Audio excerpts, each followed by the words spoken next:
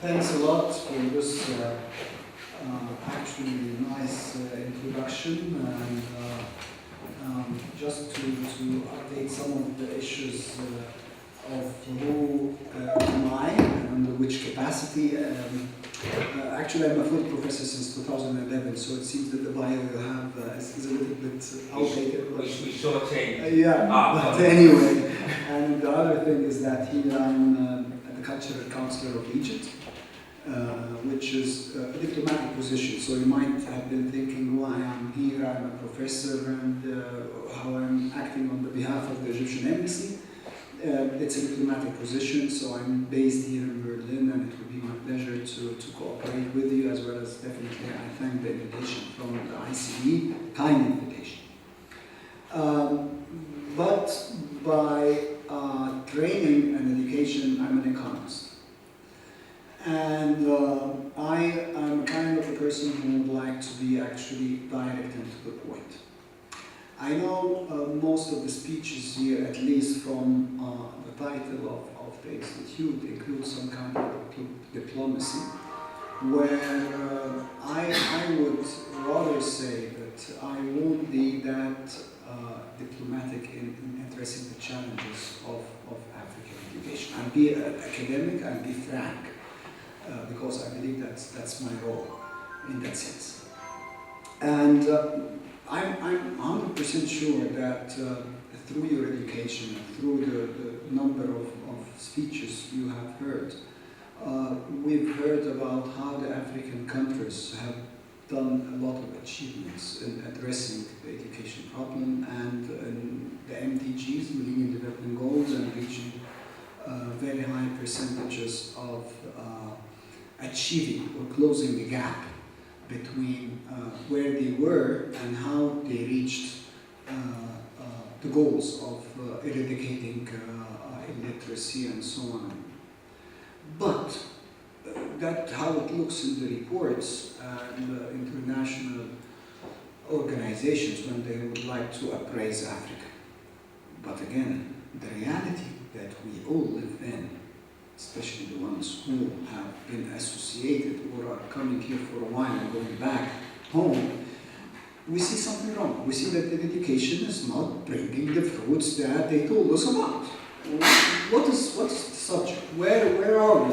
What went wrong? And how we can address it? That's the issue that my talk today, which I can tell you it won't be long, will focus upon.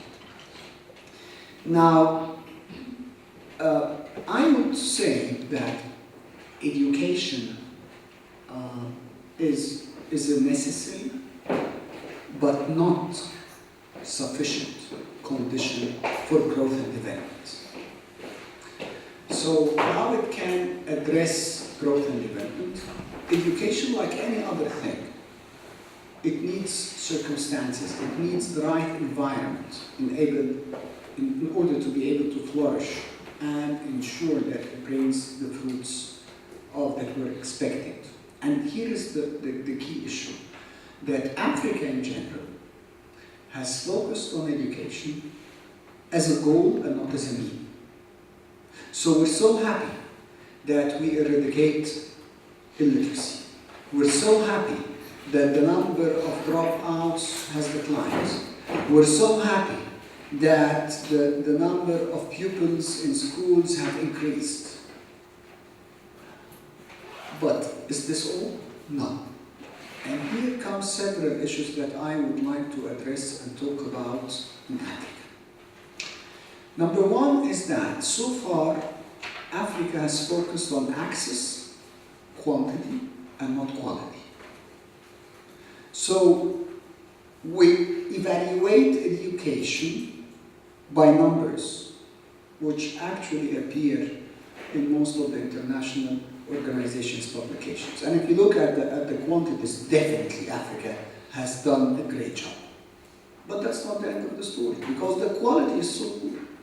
The quality of education in our countries is so poor. In what sense? Not only the kind of curriculum needs updating and needs to address what the society and the industry need, but also the process of education itself is poor. We still depend on the primitive ways of teaching. We believe on how to invoke information in the brain of a pupil or a student in university. We don't give time for thinking. We don't let children, and as well graduates or not graduates, the people who are in the university or semi-graduates more or less, use their innovation, use their way of thinking. And I'm sure that most of you, if you're studying here in Germany, because I did my PhD here in Germany, I had a culture shock when I did my PhD here because I was left on my own. I'm someone, you do it your own way, and the mentor or the doctor father or the supervisor, you expect that he will give you everything and he will spoon feed you as he used to be, which was not the case. So I'm sure that most of you who are studying here have faced this problem. They're leaving me alone, I don't like this country, I think I myself. And actually that's the right way. We've been taught in Africa the wrong way. We've been spoon-fed. And that's not the way of teaching. So that's number one. And I believe that all of us here from our governments that we are on the way of upgrading the curriculum, we will do this. But the way they upgrade the curriculum is not, they're upgrading the information, but they're not upgrading the quality and they're not upgrading the method of education. And that's the main problem. And I would say it's not only a government role, it's a society role. And here comes the two other main challenges that I would like to address. Number one, for education to play its role, it needs the right environment. And by the right environment here, I do mean two things. First, number one of the right environment is the finance. And number two is the conducive business environment. So let me first speak about the finance. If you look at some of the figures about that published about Africa, that would tell you, when I would read here, that on aggregate level, the funds allocated for education, you would find that they are sufficient, which is on average, 1% on average of African countries' GDP is devoted to education, compared to 1.4% in OECD countries. That's OECD countries, for you who don't know it, it's the club of the rich countries, including Germany. So the percentage is not far. But yet, devil is in the details, and that's why here we need to look at the details. The expenditure per student is around 56% in Africa, compared to 23% in OECD country. That's a percentage of the GDP per capita. So what does this tell me? It tells me that even in Africa, the per GDP per capita, as percent of GDP per capita, people spend more on education. And that's, as you know, that's for private tuition and so on and so forth. Although education might be public in many countries, but it's not working. So where is the issue?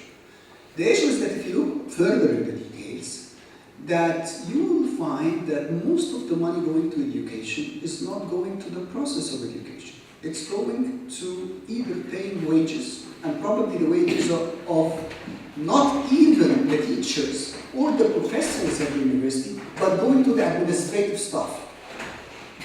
So at the big bulk, at the big picture, tells you that we're increasing spending on education, but the reality tells me that the money is not being administered the right way. Now I know this is a problem simply because there are burdens of unemployment and we have to take care of the administrative staff, that we need to make sure that we have the buildings and so on and so forth. But where is the money that is spent on improving the process of education? That you will find it trivial to find any. Or you might find some money from donors, but it's not sustainable. So here what I'm talking about, we might not be lacking finance, but we're lacking the ability to manage the finance in the process of education. And that's a specific problem to each country, but it's a general problem. You'll find it whether you're talking about primary schools, about the high schools, about the university, and so on. So that's number one, and I believe if Africa wants to make use of education, we should address the management of finance issue. The second problem is the environment. And when I do mean by environment, I do mean here, I talk as an economist, the supply and demand side of education. What you find is that the rate of return on education, normally economists tell you that the more you get educated, the more likely your price will increase in the market. Which means that the rate of return on being educated is high. It should get higher the more you get educated. But in African countries, you find the opposite. You find that the more you get educated, the more likely you'll be unemployed. So where is the problem? Is the problem is that I'm being educated? They told us that education is an investment. That's what our parents believe. They tell you we don't have the money, but we'll invest in your education. And then you find you back home, unemployed. An unemployment rate is higher among the educated than the guys who are uneducated. So here, definitely, it's an economic problem. Where is the problem? The demand, there is something wrong with it. The demand doesn't want you. The business community doesn't want you. Why? You go to the business community or the industry or and they tell you, because actually the education you get doesn't work. You're being too theoretical and you need practical guys. We don't want you just to tell us that about the theory, we need to how to solve the problem. So there is a problem here that we need to take care of.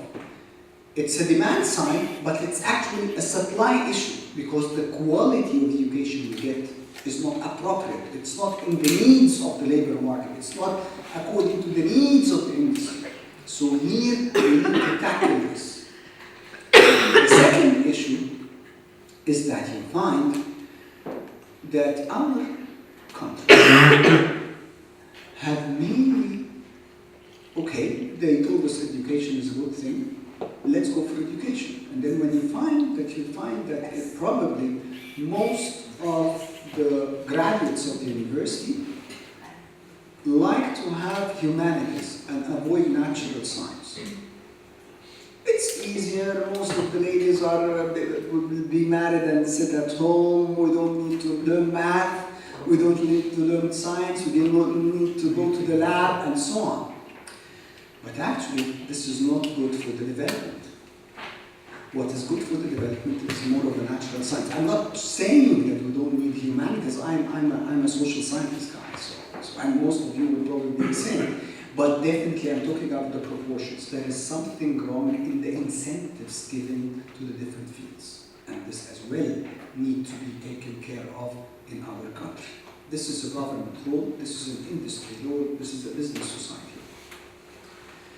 The third problem addressed to the conducive environment issue is related to why do people don't believe so much in education? We always look at such issues that I've been telling you, but now there is a new thinking that maybe the unemployment in Africa has nothing to do with the business environment, has nothing to do with the quality of education, but it actually has to do with the nature of investments in the country. What do I mean by that? African countries, if you look at them, they are more agriculture and more mining countries.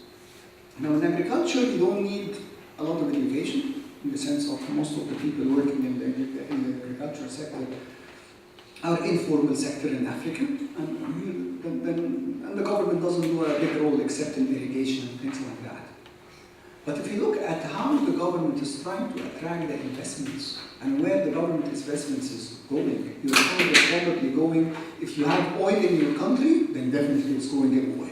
Once oil is discovered, but if you don't have it, goes in mining. And in mining and oil, they are capital-intensive industries, so they are not labor-intensive industries. So you end up by a skewed system of investment where the governments would like to show that we're investing and the rate of return on investment in such areas is high by financial terms, but by social terms, in terms of creating jobs and making sure that education is linked to the society's need, then definitely there is a gap here, and the gap is not addressed. And this is not taken into consideration by the governments in that sense. So actually, what I'm trying to say is that